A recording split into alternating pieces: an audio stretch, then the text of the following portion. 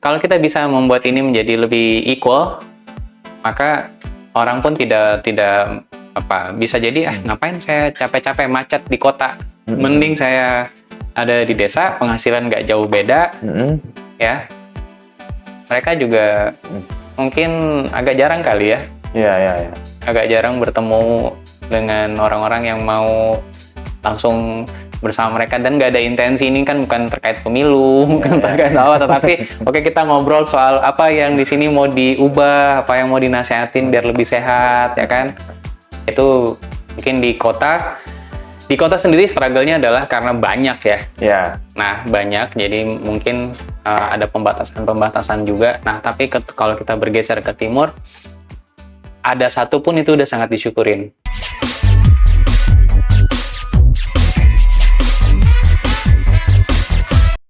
Hai Healthies, bertemu lagi dengan saya, Audy Ramandio di Kemenkes, Kementerian Kesehatan Podcast. Nah, episode podcast kita kali ini nih ya, ini kembali lagi ada cerita dari tanah Papua.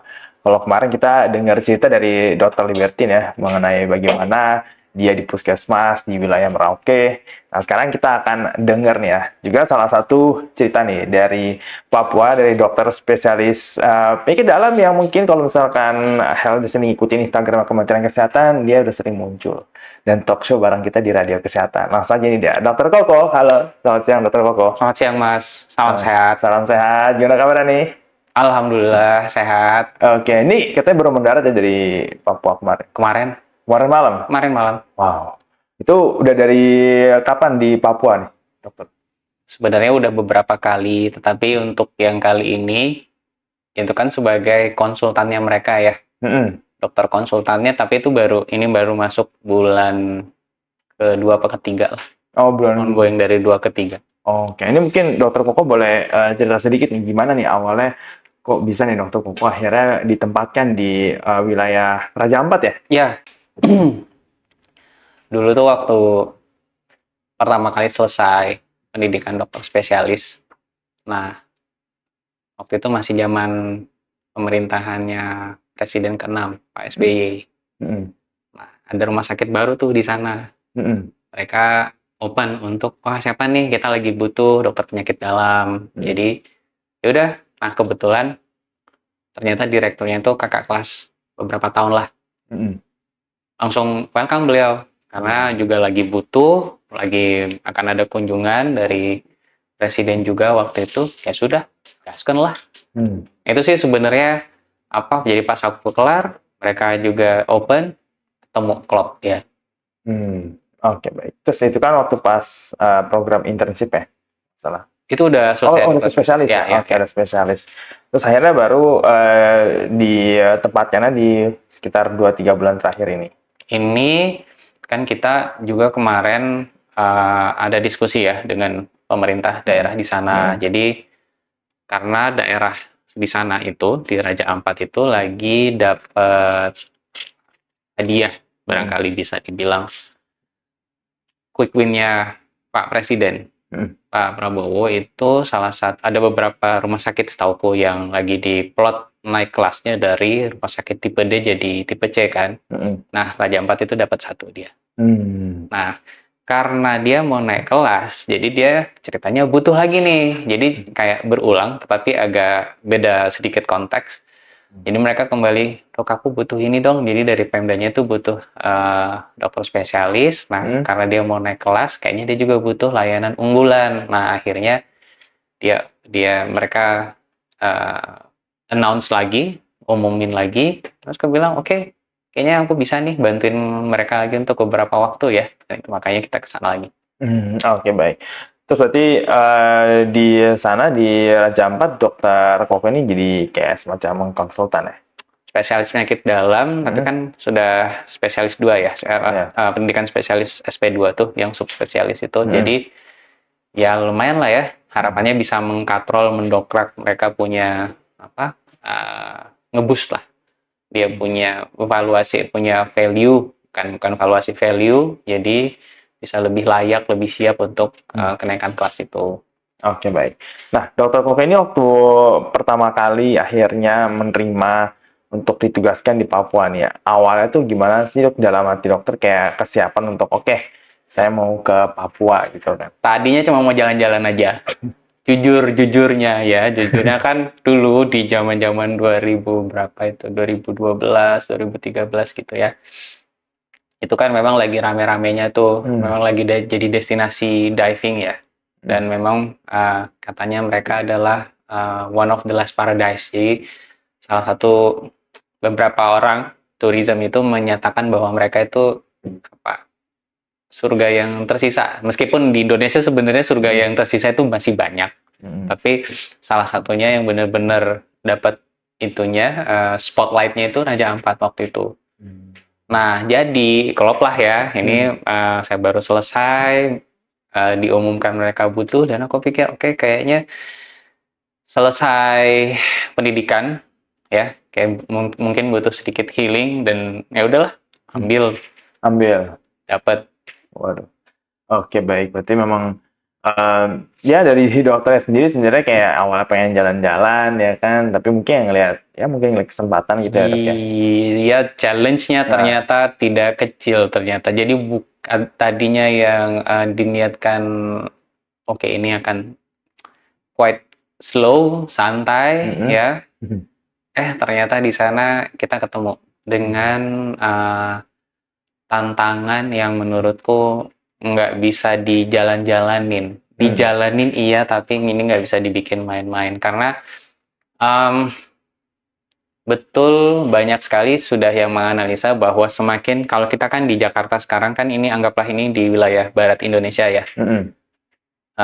Infrastruktur, terus SDM dan lain-lain itu resources-nya jauh lebih udah jauh lebih matang dan mapan dibanding kalau kita makin ke arah timur, wilayah timur Indonesia. Dan ya, Raja Ampat itu menurutku salah satu pintu untuk kita etalasenya daerah timur. Oke, baik. Nah, kemudian tadi ngomongin soal tantangan di Papua nih dok ya. Sejauh ini tantangan apa yang paling besar dokter alamin atau hadapi selama penugasan di Papua? Tantangannya tuh ada banyak ya. Coba kita mungkin ada 3 klaster besar deh. Pertama adalah ini tergantung dari perspektif siapa dan siapa yang melihat. Tetapi mungkin tetap ada 3 klaster besar. Pertama itu adalah infrastrukturnya. Jadi rumah sakit, puskesmas, pustu, vaskes itu, klinik-klinik dan lain-lain itu tentu perbandingannya dibandingin Jakarta atau kota-kota besar, bahkan mungkin dibandingin kota-kota kecil yang lain, itu masih jomplang. Nah, bersama dengan infrastruktur itu, disitulah juga kita, kalau kita melihat lebih dalam lagi, kita telisik lebih jauh, kita ketemu tuh, wah bener-bener SDM-nya juga masih butuh banget ditolong, masih butuh banget disupport, ya. Dan SDM inilah yang sebenarnya jadi guru buat masyarakat. Jadi dokter spesialisnya, dokternya, kalau posisiku sebagai dokter konsultannya, mereka, teman-teman perawat, bidan, dan lain-lain kan begitu kita berinteraksi dengan masyarakat kan waktu itulah, disitulah kesempatan untuk juga mengajak mereka, oke ini pola pikir sehat itu seperti ini. Pola hidup sehat itu seperti ini. Nah, kalau SDM-nya juga masih kurang, ya literasinya juga bakal berasa beda. Oke, baik ya. Jadi memang apa namanya ya secara tantangan cukup banyak ya. Dan mungkin beda sama yang dokter hadapin mungkin sama penugasan di sini juga gitu kan. Combo sih. Jadi kalau di tadinya kan waktu saya kuliah itu kita mungkin agak ada semacam apa pembagian lah. Oh, kalau dia masih kalau dia ke kota yang kecil, apalagi yang makin besar, biasanya pola hidup masyarakatnya itu makin sedentary, jadi lebih banyak penyakit-penyakit kronis. Ya kan? Kalau dia di kota kan ada polusi dan lain-lain, orang jadi mager. Ya kan? Hipertensi, diabetes, obesity dan seterusnya. Kalau dia ke timur, masyarakatnya lingkungannya masih bagus, tetapi di sana ada tantangan banyak penyakit infeksius. Seringnya dulu agak ada dikotomi seperti itu, meskipun nggak saklek ya. Jadi malaria, TBC, HIV. Tetapi setelah kita bersama masyarakatnya menemui mereka datang atau kita yang kunjungin, blended sih, combo. Jadi ada penyakit-penyakit yang chronically, ya, yang datang dari yang tadinya kita kira banyaknya nih diabetes nanti di kota-kota nih, ternyata di daerah-daerah DTPK, karena saya pernah tugas di beberapa daerah wilayah yang cukup jauh lah dari akses, ya ketemu diabetes di situ, ketemu pasien jantung di situ, ketemu pasien stroke di situ, ya, dan penyakit-penyakit lain yang bukan ranahnya interna, seperti misal ada kanker di wilayah daerah organ kewanitaan dan lain-lain, dan itu juga tidak jarang ditemui. Oke. Nah, itu perbedaannya apa, Dok? Kalau misalkan ketemunya penyakit kronis di wilayah sana sama penyakit kronis di sini? Obatnya, tata laksananya. Kita tahu nih, jadi kan semua dokter itu kan dididik oleh dengan standar yang sama kan. Harusnya amunisinya sama lah. Senjata kita buat ngadepin penyakit-penyakit itu harusnya sama dong, ya, ceritanya. Tetapi makin kita ke timur, semakin jomplang lah. Jadi misal insulin, misal kalau ada serangan jantung kita butuh streptokinase dan lain-lain, ya. Yaitu mungkin di kota sendiri struggle-nya adalah karena banyak ya. Nah, banyak, jadi mungkin ada pembatasan juga. Nah, tapi kalau kita bergeser ke timur, ada satu pun itu udah sangat disyukurin. Oke. Berarti karena aksesnya di sana itu mungkin juga belum terlalu besar, ya kan, beda sama yang di Jakarta gitu kan. Beda. Jadi misalkan kayak mungkin di kota-kota provinsi lumayan lah ya. Lumayan lah ya. Pasokan obat ya kan, dan lain-lain ya kan. Tapi kalau di kabupaten kabupatennya Raja Ampat makin gitu, struggle ya. Makin struggle. Oke, baik. Nah, ini kan kalau di di Indonesia ini pemerintah kan itu kan sekarang lagi ada program tuh tadi yang dokter sempat bilang ya, tentang dokter spesialis berbasis rumah sakit ya, atau hospital based nih. Nah, kalau dokter sendiri nih ngelihatnya nih program ini gimana nih untuk meningkatkan persebaran dokter spesialis ya kan, karena kan itu udah jadi masalah yang cukup lama. Jadi gini, kalau saya ditanya soal dokter spesialis di Indonesia situasinya seperti apa, sekarang masyarakat kita masih butuh tambahan dalam jumlah yang cukup banyak. Yang ada sekarang mungkin harus dikalikan 2 atau 3 kali atau bahkan 4 kali lipat dibandingkan yang ada nih ya. Jadi kalau boleh jujur, mau dia di kota ataupun dia tidak di kota, jumlahnya memang masih kurang. Kenapa? Coba kita lihat kalau dia settingannya di kota nih. Di kota berapa jam sih sebenarnya orang ngantri untuk ketemu dokter? Bisa beberapa jam kan? Kadang ada yang ngatur jadwal itu untuk ketemu baru bisa beberapa hari kemudian. Berarti kalau dia sakitnya hari ini, tentu kecuali kalau udah gawat banget dan harus masuk ke rawat inap, ya ceritanya agak beda. Tetapi banyak case di mana dia harus menunggu lama. Ini settingan di kota. Ya kan? Menunggu lama berarti kurang lah. Betul kan? Apalagi kalau kita geser ke pedalaman DTPK, masih banyak rumah sakit yang secara standarnya harusnya ada dokter, misal dokter penyakit dalam, dokter saraf, karena kasus-kasus KJSU itu banyak ya, kanker, jantung, stroke, yang gagal ginjal, yang butuh cuci darah.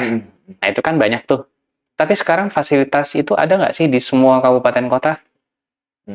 Belum. Ya. Masih ada cukup banyak yang layanan itu nggak bisa jalan. Jadi kita tuh harus mengejar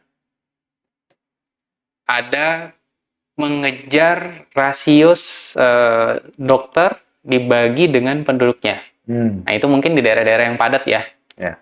Nah, tapi juga ada rasio lain, ada juga hal lain yang kita kejar. Pemerataan dari dokter spesialis ini. Jadi ada dua problem pada saat yang sama dan paralel terjadi di Republik. Jumlah dokternya di kota harus ditambah. Jujur, meskipun orang-orang bilang bertumpuk di kota, iya bertumpuk benar, tetapi bertumpuk pun masih ngantri. Dan bukan ngantri bisa hari itu ketemu ya. Bisa jadi dia harus ketemu minggu depan, 2 minggu depan untuk beberapa spesialisasi tertentu.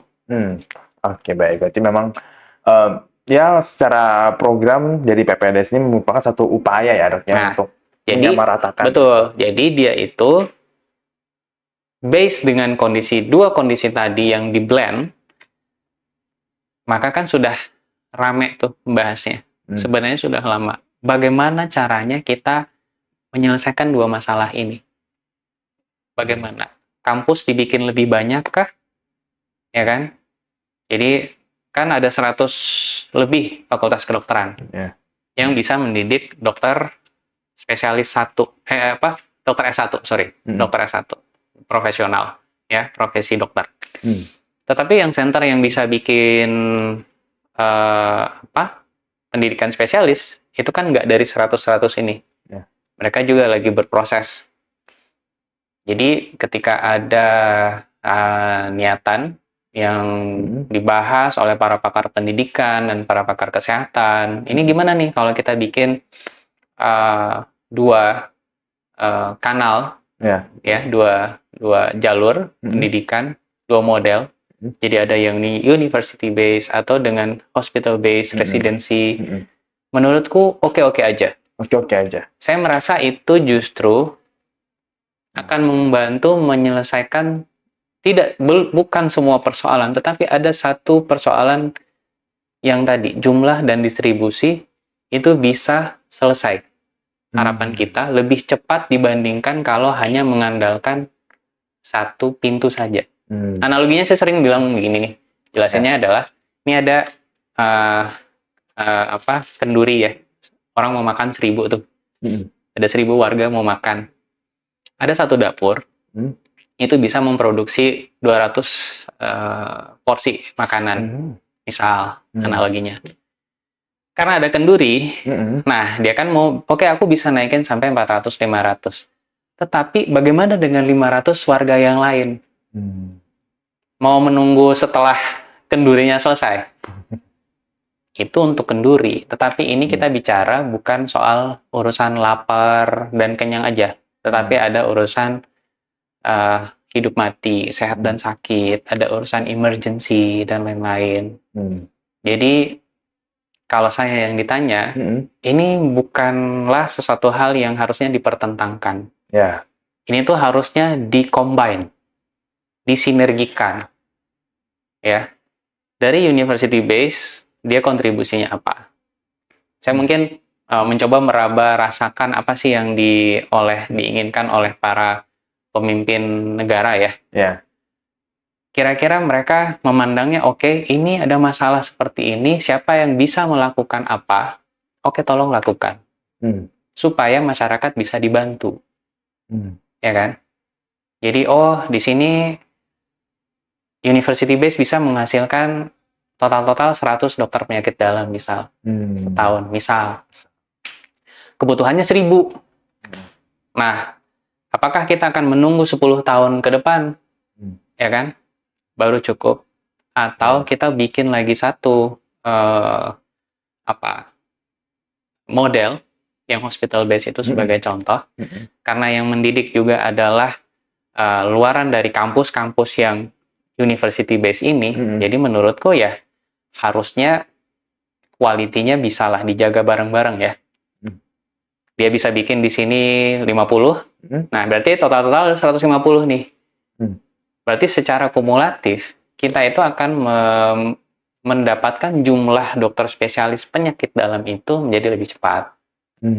Tidak 10 tahun, tidak 15 tahun. Ingat bahwa nanti warga kita jumlahnya juga bertambah. Kan melahirkan terus nih, ibu-ibu Indonesia tuh ya. Jumlah penduduk kita tuh belum melambat. Sementara dokter-dokter bakal ada yang pensiun. Yang muda-muda pun pada satu waktu kita akan menua. Dan itu akan butuh energi baru. Jadi, kalau saya yang ditanya, tolong dikombinasikan aja. Disinergikan aja. Jadi siapa melakukan apa, bahkan mungkin pendidik di Unibase nggak apa-apa dong, pada satu waktu dia akan juga mendidik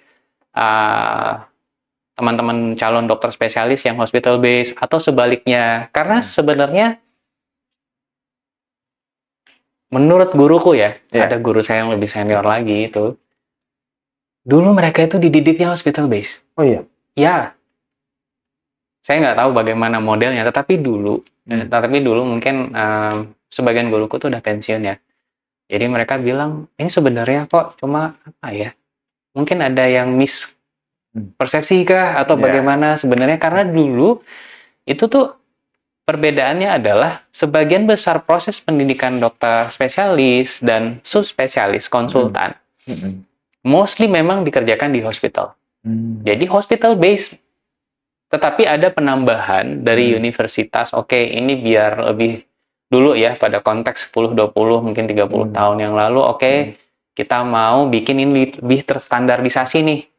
Maka dicantolkan dengan universitas. Correct me if I'm wrong ya, jadi kalau misalnya ada yang menemukan fakta yang berbeda, open to discuss. Tetapi menurut guruku yang lebih senior ini tuh, mereka bilang dulu itu kita hospital base kok. Terus dirapihin, nah sekarang mungkin ada sedikit lagi pengembangan, mungkin ada lagi sedikit tambahan. Sekarang kita punya satu model yang lebih mencoba mengejar ketertinggalan. Bagaimana orang-orang di pegunungan Papua, bagaimana mereka yang di Kepulauan Maluku sana, yang di perbatasan NTT dan lain-lain, bagaimana sih supaya orang-orang dokter-dokter spesialis itu benar-benar sampai di sana dalam waktu cepat, bukan nanti 2045 baru tiba di sana, tetapi kita kejar, mungkin presiden maunya 2028, 2029 atau setidaknya sampai 2034, 2035 lah ya, semua daerah di Indonesia itu sudah ada pelayanan dokter spesialis itu. Ini kan berarti implementasi dari Pancasila sila kelima dong, keadilan sosial, dan termasuk keberadaan dari pelayanan kesehatan yang lebih merata. Dan ini tuh kayak programnya mungkin investasi jangka panjang ya. Jadi kan jangka pendek, menengah, panjang dapat deh. Tapi maksudnya kalau misalkan dia diterusin sampai terus ya kan, berarti kan memang tujuan untuk kayak lebih banyak menyebarkan dokter spesialis di berbagai daerah kan jadi lebih banyak kan, nggak cuma di daerah Papua doang kan. Betul. Nah kalau di tempatnya dokter sendiri nih di Raja Ampat lah itu alumni hospital base itu ada? Belum sih. Belum. Kan yang saya tahu juga teman-teman yang lagi sekolah untuk hospital base itu kan masih disekolahkan ya. Jadi belum alumni, tetapi kan dan kuotanya juga belum banyak. Kan nggak juga langsung digaspol, dibikinkan, di sini penerimaan 10 gini. Nah, itu kan setahu saya, ini mungkin harus ditanyakan juga oleh ke konsil atau kolegium, mungkin ke Ditjen SDMK barangkali ya. Ditanyakan, tidak semua center itu langsung membuka, kita terima 10, kita terima 8 orang. Enggak, dia akan tanya dulu ke guru-guru yang di situ. Kamu dokter, prof, kira-kira bisa mendidik berapa orang? Aku open 1-2 orang dulu. Nanti kita lihat dulu bagaimana jalannya. Nanti semester berikut kalau bagus baru kita tambah lagi. Sepemahaman saya masih seperti itu. Jadi dia nggak gaspol, langsung mau menyamakan, karena dia juga mau mencoba, kan ini kan kendalinya, kontrolnya kan ada kendali mutunya nih, ada di kolegium. Nah di kolegium itu kan guru-guru di situ tuh ngumpul. Para guru besar, para dokter, para konsultan tuh ngumpulnya di situ.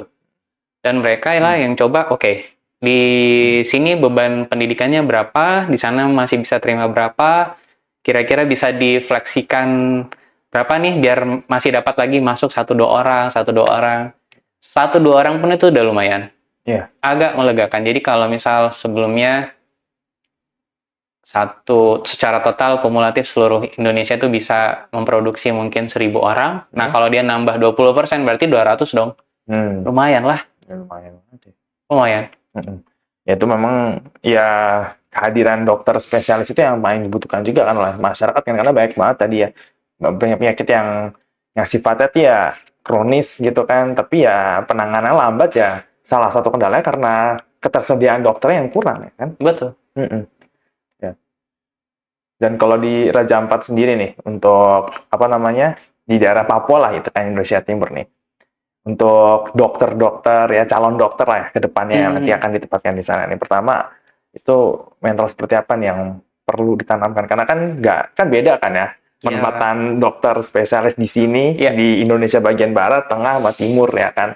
Mungkin apa misalkan tantangannya kan pasti ada banyak nih kan. Jadi apa yang karakteristik yang perlu dimiliki atau mentalitas yang perlu dimiliki nih untuk calon dokter Indonesia secara Timur? umum ya, orang Indonesia itu baik. Secara umum orang Indonesia itu baik. Jadi mau dia dari Aceh, Padang, Minang ya, sampai ke Papua, Papua Barat, Papua. Kan sekarang ada provinsi-provinsi baru di sana. Menurutku bahasa universalnya manusia itu adalah basicnya mereka baik. Jadi kalau kita datang niatnya baik tuh, dan kita juga tidak melakukan manuver yang aneh-aneh ya, tidak intensinya macam-macam. Memang oke, kita kalau ini bicaranya sebagai dokter atau tenaga kesehatan ya, mungkin ada sebagian yang akan bertugas tidak di kampung halaman dia, ya kan? Dia akan menugaskan diri atau ditugaskan atau menerima tantangan undangan dari teman-teman yang masih membutuhkan, kan itu bisa lintas daerah, lintas region. Kalau dia basicnya anteng aja, nggak ada niatan aneh-aneh, dan memang oke, kita mau meningkatkan derajat kesehatan masyarakat di daerah itu, publik warga itu mostly akan welcome. Itu satu ya. Ini dulu. Jadi mostly akan welcome. Bahwa benar ada satu dua oknum di sini, satu dua oknum di sana, itu ada tuh. Tapi bagaimana caranya kita menjaga, kita keep close dengan yang baik-baik ini, yang majority. Ya. Dan itu aku coba implementasi kemanapun datang, mau suku apapun gitu ya, mau ngobrol sama teman-teman di NTT, mau ngobrol sama teman-teman di Kalimantan, di Bali, di mana. Basically Indonesia itu oke. Baik. Dan kalau dokter itu mereka biasanya lebih segan, lebih hormat. Nah, dan itu berarti ya udah, kita yang tergantung bagaimana kita membawakan diri, bagaimana kita communicate, menyampaikan. Kalau sama pasienku biasanya saya tuh suka ngobrol. Oh gitu. Kalau sempet ya, kalau nggak lagi mereka ngantrinya banyak tuh, kalau lihat berapa sih di luar, bisa ya ini ngobrolnya agak lebih lama, tambahin 3-5 menit gitu. Mereka udah datang dari pulau-pulau yang jauh. Ini settingan Raja Ampat nih bukan beda dusun RT RW ya, tapi beda pulau. Jadi RT RW-nya tapi beda pulau kan. Dan itu kan effort. Jadi kalau kita bisa ngobrol sama mereka, mereka juga tahu kok, aku diorangkan ya, ternyata kebutuhanku diperhatikan gitu. Dan itu mereka bakal lebih responnya biasanya resiprokal itu lebih cepat baliknya, lebih berasa. Iya, dia juga respon baik. Itu satu. Bahwa mungkin kadang-kadang ada yang bosen karena memang udaranya bersih, kicauan burung hampir tiap pagi, bukan tiap pagi malah ya, tiap sepanjang hari tuh, hampir sepanjang hari. Ya, karena beda lah sama hutan beton di kota, ini hutan beneran di desa dan pedalaman-pedalaman itu kan seperti itu tuh. Iya. Sebagian wilayah Indonesia kan masih seperti itu. Mungkin karena kita dulu dididiknya di mana tempat pendidikan yang ada fasilitas, mungkin mall, mungkin bioskop atau ya, kita akan sedikit rindu ya dengan itu. Tapi kan dengan teknologi ya quite oke lah. Itu bisa disiasatin sih menurutku, bisa lah. Ya. Tadi dokter Koko juga sempat mention ini tuh bukan beda dusun tapi beda pulau. Ya. Nah, kalau dia dirujuk misalkan ke tempat rumah sakit dokter ya kan, tantangan utamanya kan banyak ya. Banyak banget. Untuk ngerujuk pasien sampai bisa selamat ke tempat dokter aja tuh udah alhamdulillah gitu kan. Nah, itu bagaimana dok ngeliat hal seperti ini?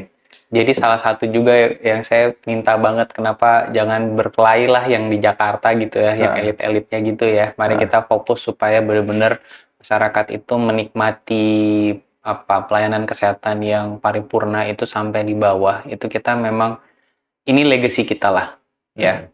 Karena saya sudah ketemu ini Gelang nih, ini dari Kalimantan nih, dari pasien di Kalimantan. Nah, kalau yang ini dari pasien di Papua nih. Ya. Di Kalimantan kita ketemu, kan Kalimantan tuh gede banget ya daratannya. Jadi meskipun dia seolah-olah satu kabupaten, itu luasannya itu bisa lebih dari satu provinsi di Jawa. Waduh. Atau ya, correct me if I'm wrong, kira-kira begitulah. Karena waktu tempuhnya dari satu tempat kecamatan ke kecamatan lain, satu kecamatannya mereka itu bisa seluas kabupatennya kita di Jawa. Jadi meskipun mereka dirujuk lewat darat nih ya, cerita daratnya nih, ini ceritanya dia nih, cerita darat nih, satu kecamatan ke kecamatan lain itu bisa 3 jam, 4 jam, 5, 6, bahkan kemarin aku di Kalimantan Timur ya, dia dari ujung kabupaten itu ke pusat rujukannya dia di kabupaten yang sama 8 jam. Ya, 8 mas. Itu kalau cuacanya oke, nggak hujan badai. Kan kalau hujan badai jalanan licin mereka juga harus pelan-pelan, ada lubang, ada apa kan, ada bahaya itu. Naik motor, mobil. Motor ada, mobil ada. Ya orang kan akan berjuang dan bertahan dengan apa yang mereka punya ya. Iya. Dan itu pikir ya memang nggak bisa kita samakan cerita ini dengan cerita Jakarta atau kota besar. Kalau di Jakarta ada yang serangan jantung misal di mana gitu ya, atau jangan jantung deh, terlalu horor lah, anggaplah dia kepentok apa gitu kan, tembok, benjol. Nah dia kan bisa dengan cepat datang ke puskesmas, ada IGD di rumah sakit, setengah jam sampai. Nah kalau dia di daerah-daerah pedalaman itu siapa? Ya kan? Itu cerita darat. Darat. Geserlah kita ke Raja Ampat kan. Ketemu dok ini dari pulau sana. Dia 2 jam, 3 jam perjalanan laut. Jadi kan jarak tempuhnya mungkin lebih pendek, tapi kan lautan nggak sekencang itu, sekencang perjalanan di darat ya. Sering kalinya begitu, tergantung jenis mesin kapal yang mereka pakai dan berapa cc gitu. Belum kalau hujan badai, mereka itu harus tunggu. Belum kalau pasang surut air laut, itu mereka harus hitung, oh ini bisa nggak ya, ini aman nggak ya. Karena bukan cuma pasien itu yang di ini, tetapi kan kadang sekeluarga tuh ngikut, mendampingi. Iya. Berarti sekeluarga-keluarga itu juga harus, oke, this is safe. Apakah ini aman buat kita pergi, berangkat. Dengan situasi keluarga juga yang harus dibantu, ditolong. Jadi, idealnya malah satu pulau tuh ada dokter satu deh. Saya kasarannya gitu ya. Tapi kan sekarang belum. Jumlah distribusi, bagaimana kita menggaji orang-orang, kalau nanti kita tugasin misalnya, kan itu semua perlu ini. Mungkin ada obat yang di drop dan lain-lain. Bahkan petugas pengantar obat di Raja Ampat sebagai contoh nih ya, mungkin di daerah lain agak ada yang mirip. Itu pakai perahu jolor namanya. Jadi dia mesinnya cuma satu dan itu kecil banget. Jadi nah, semua obat-obat itu plek-ketiplek di situ. Diantarin ke puskesmas, pustu, ya. Jadi, ini cukup tercengang ya. Jadi yang pengantar obatnya aja itu juga, ya kan harus ngelihat kondisi cuaca dan lautan ya kan. Iya. Mereka punya puskesmas juga, tapi kalau misalkan obatnya nggak nyampe, ya Obatnya nggak nyampe. Terus pasiennya nggak dirujuk, tapi nggak bisa pergi ke rumah sakit. Ya kan. Misal pasien TBC nih, TBC, HIV, hepatitis, kan itu harus berobat rutin ya. Diabetes, hipertensi, dan lain-lain. Tapi kan yang itu nggak boleh putus. Idealnya ini gampang sebenarnya, ada pengawas minum obat, ada yang pemegang program. Oke, ini gampang ya gini-gini. Nah, tetapi pada satu waktu, anggaplah situasinya kemudian hujan badai. Mm-mm. Musimnya lagi musim angin, orang agak sulit untuk berlayar. Mm-mm. Kira-kira obatnya sampai nggak? Jadi jadi kita sering ketemu dengan pasien yang eh, bukan bermaksud putus obat, tetapi emang obatnya Pokoknya nggak bisa nyambung, nggak nggak nyampe nyampe sana. dia. Iya kan. Ini mungkin bisa jadi Tuh. apa ya, tamparan ya buat kita nih yang di kota-kota besar ya, dimana kalau nyari obat tinggal ke apotek. Ya, kalau Tinggal ini ngesot aja nyampe gitu kan. Ini lewatin laut loh, ya kan. Tadi Kalimantan darat. padahal kita tahu secara teori kalau obatnya putus, hukumannya bisa belajar untuk resisten, Iya, ya kan? iya. TB, HIV, dan seterusnya. Heeh. Dan itulah yang terjadi. Belum lagi TB itu kan apa ya? Itu kan menularkan ya kan. Ya. Jadi kalau misalkan satu orang rumahnya Dan mereka ada kan kena, guyup banget tuh. ya itu kan guyup banget ya kan. Satu rumah tuh bisa semua sekeluarga itu ada di situ tuh. Heeh. Itu penyebaran. Kadang kita cuma pahamkan, Pak, nanti jendela dibuka, pintu dibuka, yang ini pakai masker ya, ya dok. Tapi pada konteksnya ya mungkin dia ingetnya cuma sebentar doang. Kan dia harus bareng keluarganya dia lagi. Ya struggle sih.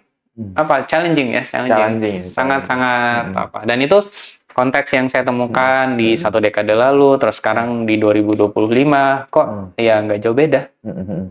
Ya ini memang maka dari itu ya tenaga kesehatan siapapun itu yang ke daerah-daerah kayak tadi Kalimantan lah atau Papua lah atau mungkin Nusa Tenggara Timur lah atau dimanapun itu tuh ya secara teori kita tahu bahwa penanganannya gini-gini nih. Tapi ya kembali lagi kan, makanya yang bisa dilakukan adalah bagaimana kita bisa lebih berempati, tenaga kesehatan lebih berempati pada masyarakat lokal gitu kan. Betul, jadi saling menjaga empati ya. Semua stakeholders harusnya saling empati.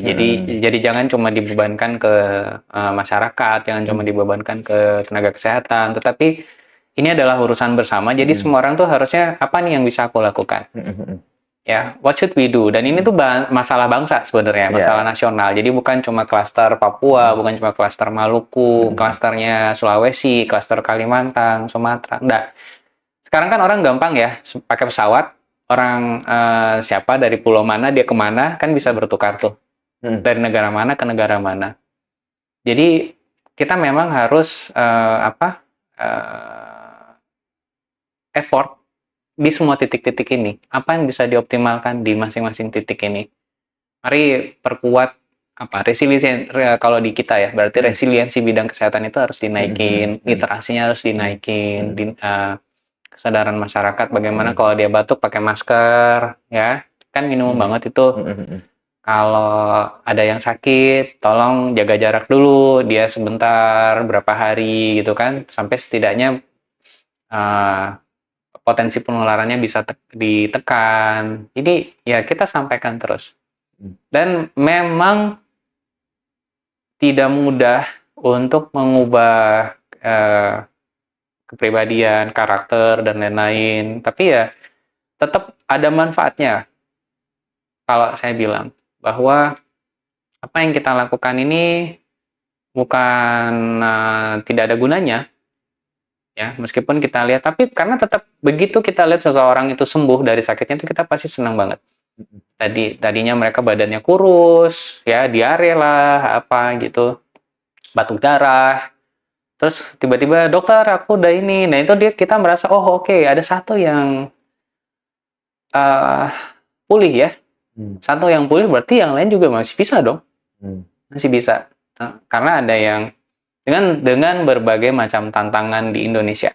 Ada yang di puncak gunung tinggalnya, ada yang di daerah perbatasan, ada yang di pulau-pulau terpencil, ya kan? Ada yang di daerah kumuh padat di kota. Nah ini juga bagaimana nih? Kan yang Jadi mau di kota juga. Semua orang punya bisa melihat masalah di depan masing-masing nih ya. Dan semakin kita tinggi, kita mungkin melihatnya lebih helikopter view. Jadi yang bisa melihat dengan helikopter view, jangan lupa ngobrol dengan yang benar-benar di akar rumput, karena nanti akan ketemu nih, inti masalahnya apa nih? Dan kita bisa lakukan apa? Aku dari atas ngapain? Kamu dari bawah ngapain? Ya, kanan gimana, dari kiri bagaimana. Jadi tiki taka kayak main bola lah kita. Presiden ngapain, menteri ngapain, dokter ngapain, kampus ngapain, kan, rumah sakit, dan seterusnya, dan seterusnya. Pemuka adat dia ngapain, pemuka agama bilang apa, ngajarin di waktu apa, khutbah Jumat, waktu misa, waktu apa perkumpulan-perkumpulan itu ngapain, apa ngajarin gitu ke warganya, ke umatnya itu ngasih tahu, begini loh. Jadi itu PR bersama, PR bersama. Karena pasti ada gunanya. Ada gunanya. Diajarin cuci tangan, diajarin masak yang benar, diajarin kampanye rendahin gula, garam, lemak, ya kan? Itu ada gunanya. Iya. Banyak malah. Sarapan sehat, ya. Kita coba push sarapan sehat, olahraga. Oke, baik.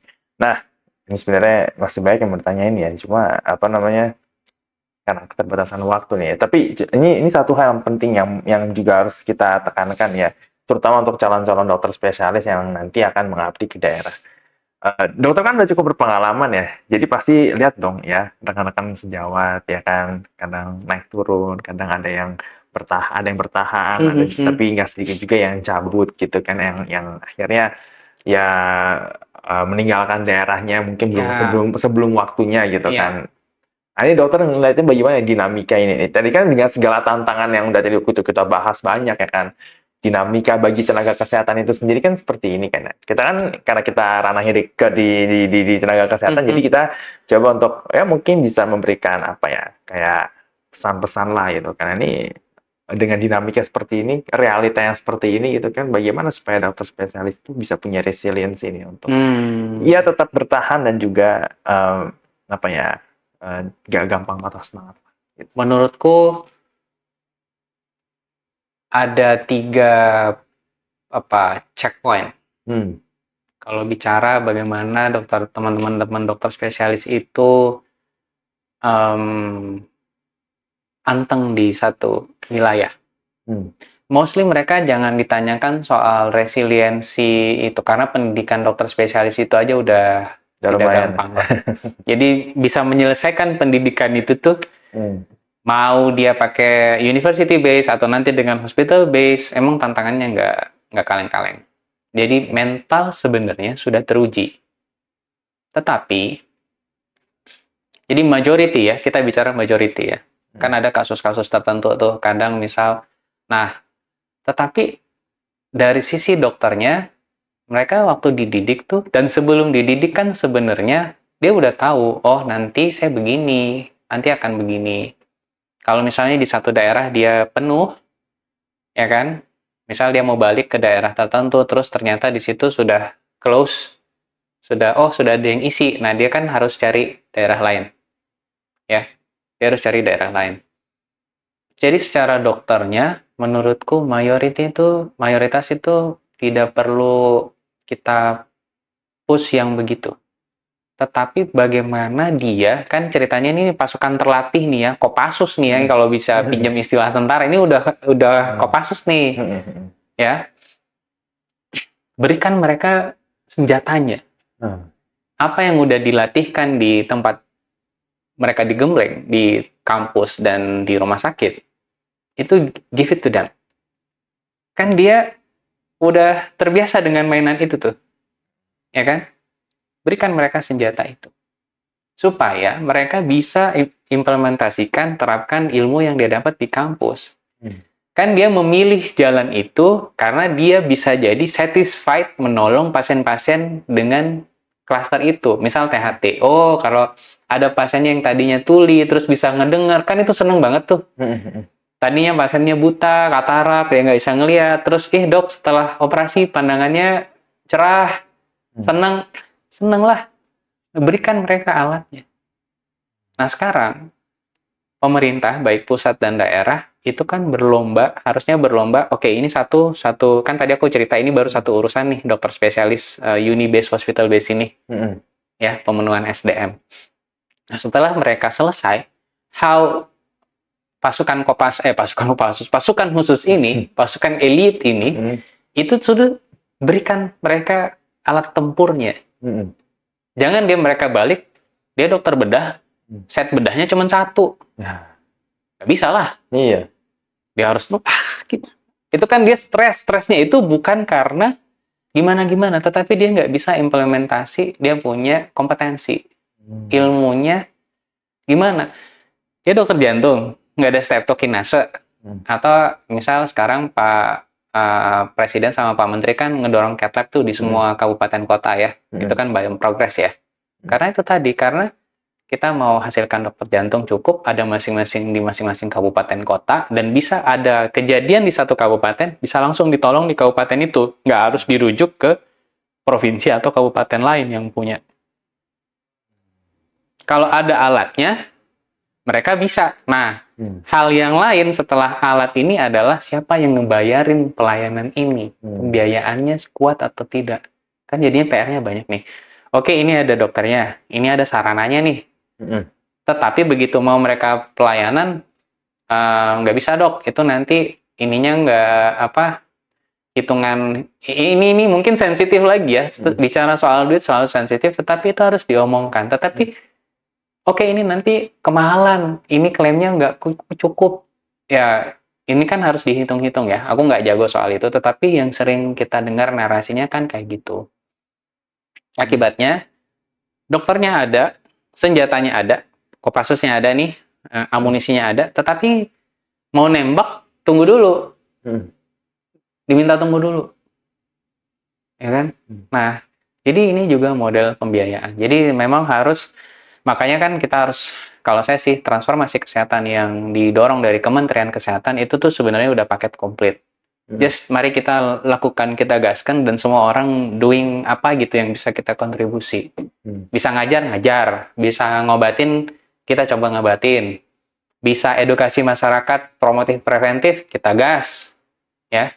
Bisa menjaga supaya obat TBC itu sampai ke pulau-pulau meskipun badai menghadang, nah lakukanlah. Ya, jadi kan semua orang mengerjakan sesuai tupoksi dia dan apa kompetensi mereka. 3 itu. Jadi checkpointnya tuh, oke, teman-teman ini aku sulit untuk meragukan komitmen mereka. Seringnya itu adalah mereka terkendala dengan 2 ini nih. Ada sebagian kecil lah kayak like dislike, lagi-lagi karena kan ini human to human interaksi ya. Ada hal-hal yang, tapi itu kan jarang banget ya, jarang banget.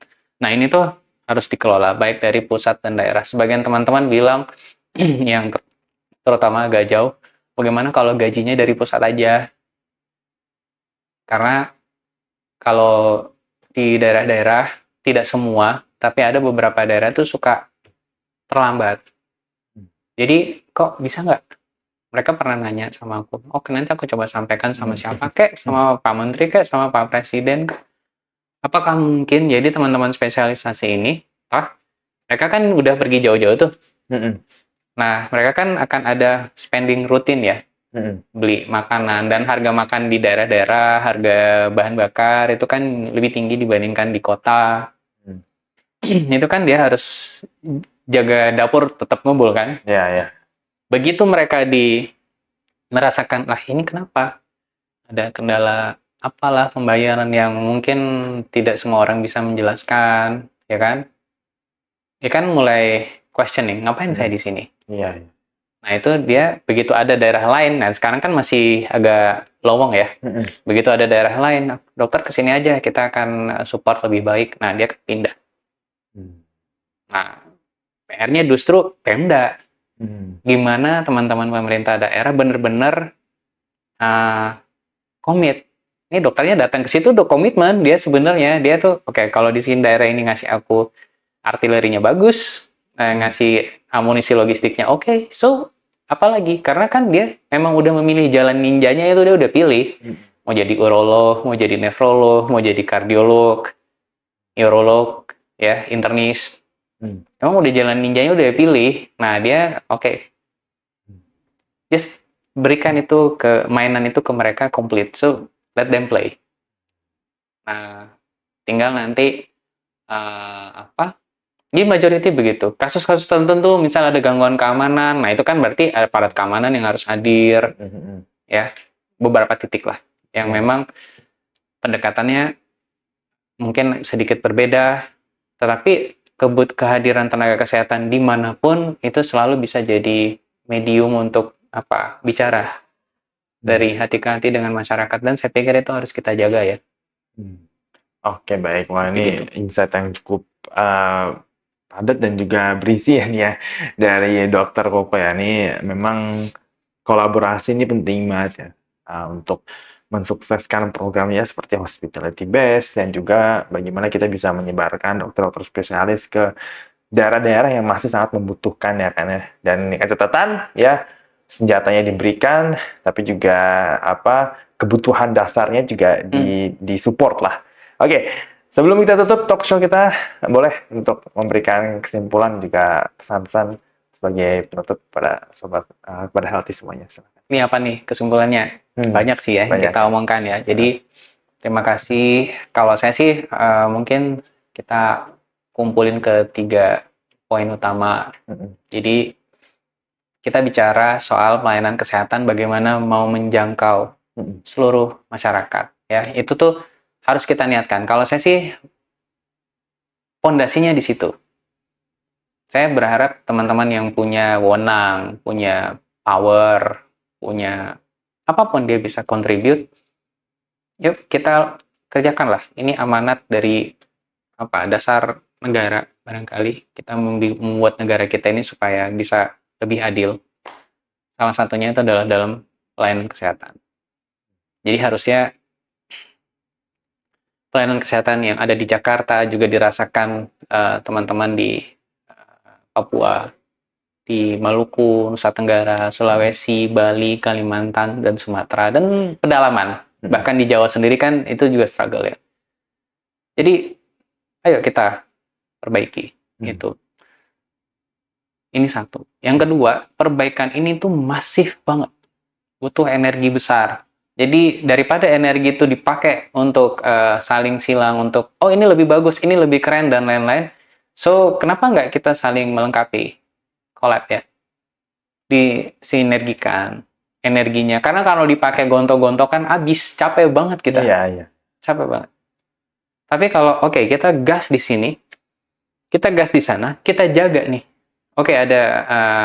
Ada kekurangan di Kalimantan, ada kekurangan di Sulawesi, ada kekurangan di Sumatera. Teman-teman di Jawa bisa nambalnya dari mananya.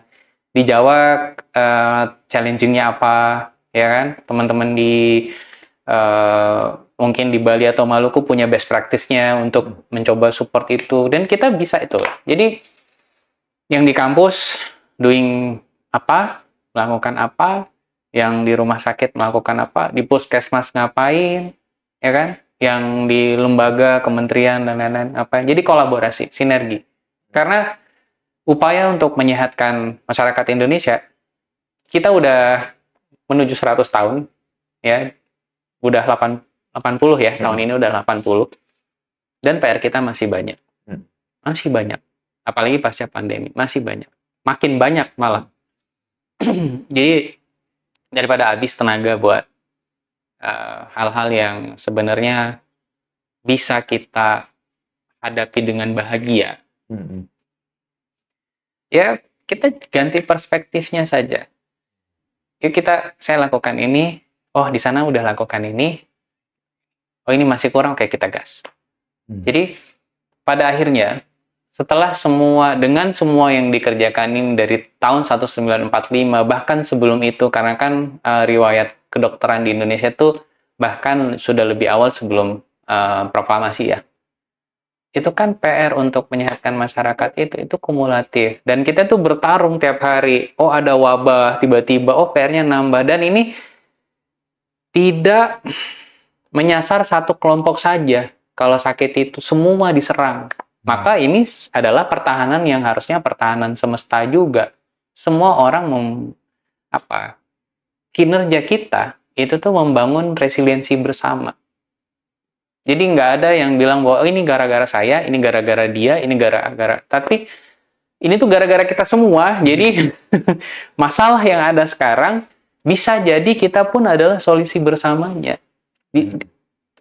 Dan aku berdoa itu yang terjadi. Karena hanya dengan cara itu, maka kita bisa dapatkan poin yang pertama tadi. Semoga nggak terlalu lama lah. Oke, baik ya. Semoga lancar semuanya dan akhirnya daerah-daerah yang membutuhkan dokter spesialis ini bisa mendapatkan dokter spesialisnya, ya kan? Dan sehingga masyarakat di sana tentunya terbantu ya dari segi kesehatan, ya kan? Ya minimal ada perbaikan lah ya, meskipun perjalanan juga masih panjang. Oke, terima kasih Dokter Koko sudah Terima kasih, Mas mau Aldi. berbagi banyak banget insight ya.